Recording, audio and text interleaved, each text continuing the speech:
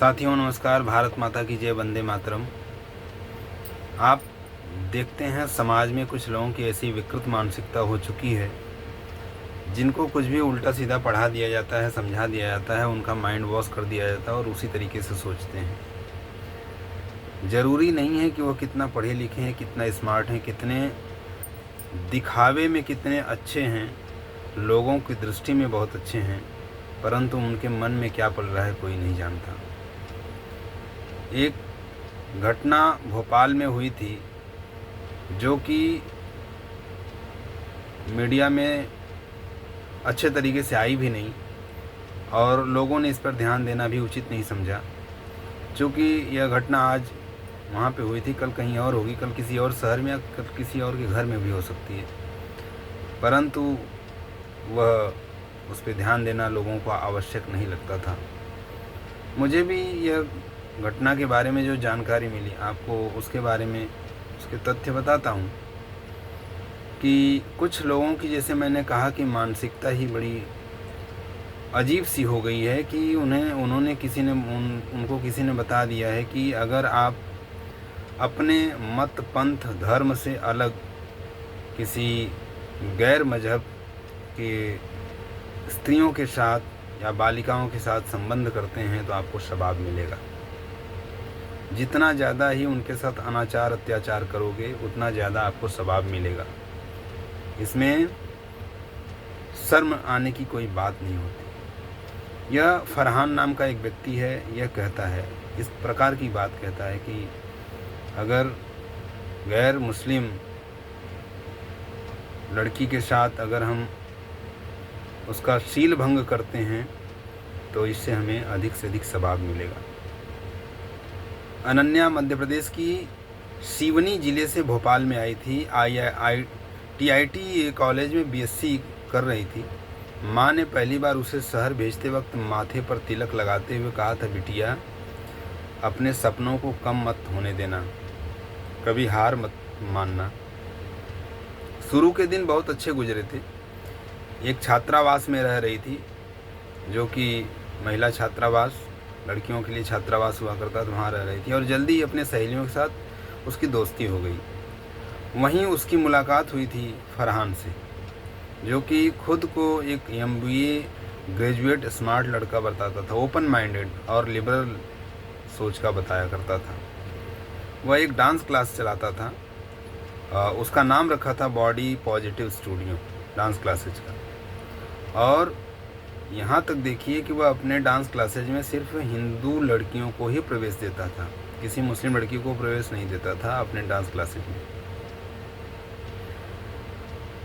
और यह भी कहता था कि मैं धर्म से पहले इंसानियत को मानता हूँ, क्योंकि इंसानियत से बड़ा कोई धर्म नहीं है। यह उसका बाहरी मुखौटा था जिसे वह बार बार कहता था, और इसी प्रकार से कह के वो सबका विश्वास भी जीत लेता था। दिसंबर की एक सर्द शाम फरहान ने अनन्या को पार्टी के लिए बुलाया। बस कुछ दोस्त होंगे, चाय, म्यूजिक और पॉडकास्ट सुनना था। कमरे का नाम था क्लब 90, नगर निगम की संपत्ति में बना एक रेस्टोरेंट। वहाँ जोया नाम की एक लड़की भी थी, जो कि बेहद बातूनी और फेमिनिस्ट सोच और भरोसेमंद थी। अनन्या को उस पर काफ़ी भरोसा था, लेकिन जो चाय की चुस्कियाँ चल रही थी, उस चाय की चुस्कियाँ में नशे के कुछ पदार्थ मिले हुए थे।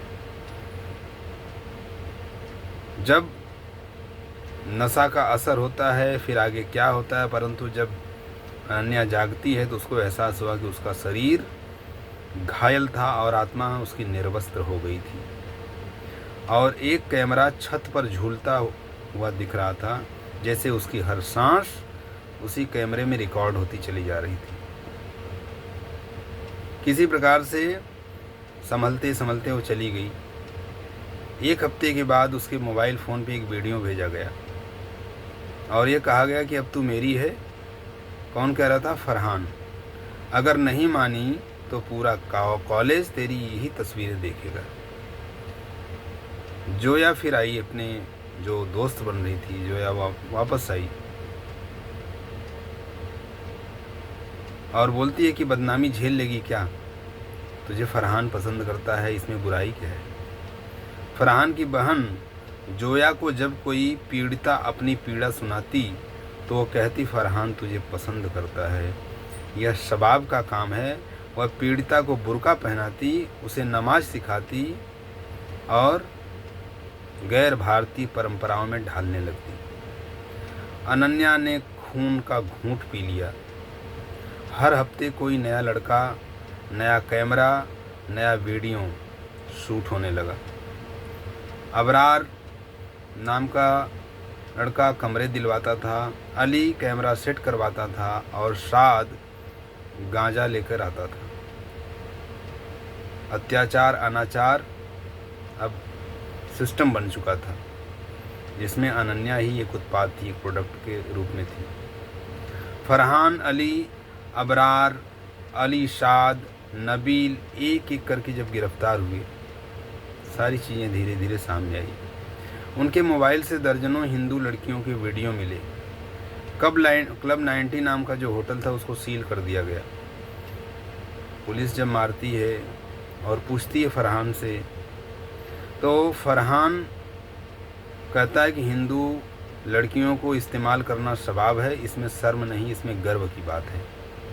यह कहानी सिर्फ अनन्या की नहीं है, यह कहानी है उन 45 लड़कियों की जिनकी आत्मा को नोचा गया इन 3-4 उपद्रवियों के द्वारा, जिनका हमने नाम बताया। यह कहानी है उन माता पिता की जो सोचते थे मेरी बेटी शहर में पढ़ेगी, डॉक्टर बनेगी।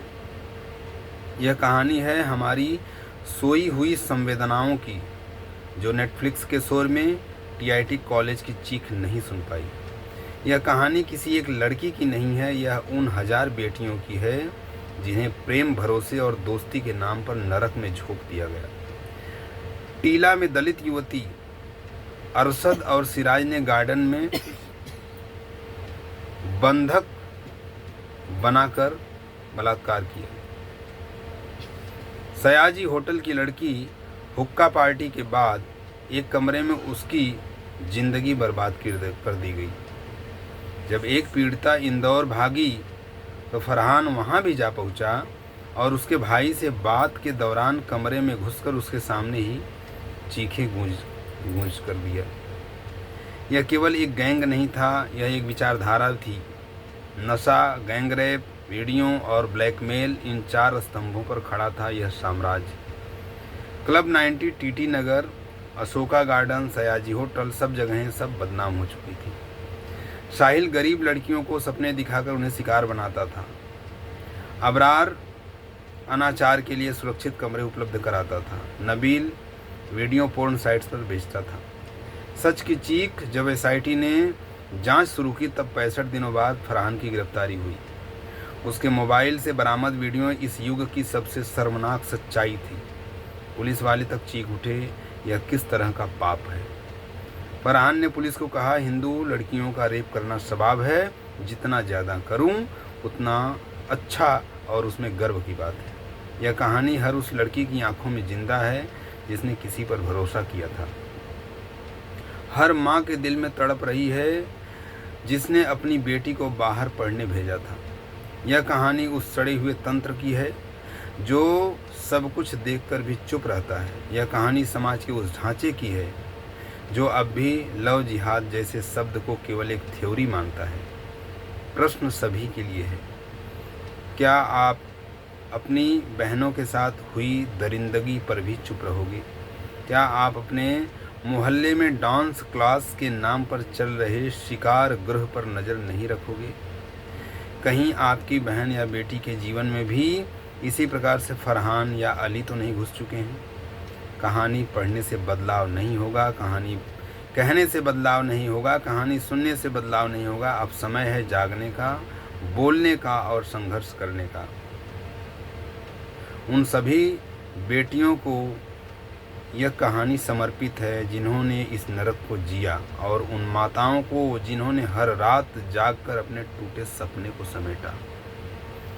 तो समाज के हर वर्ग को, हर व्यक्ति को, हर परिवार को यह ध्यान देना चाहिए कि किस प्रकार के लोग उनके साथ जुड़े हुए हैं, किस प्रकार की विचारधारा रखते हैं और क्या करते हैं।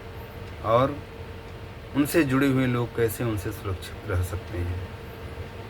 धन्यवाद। जय हिंद, जय भारत।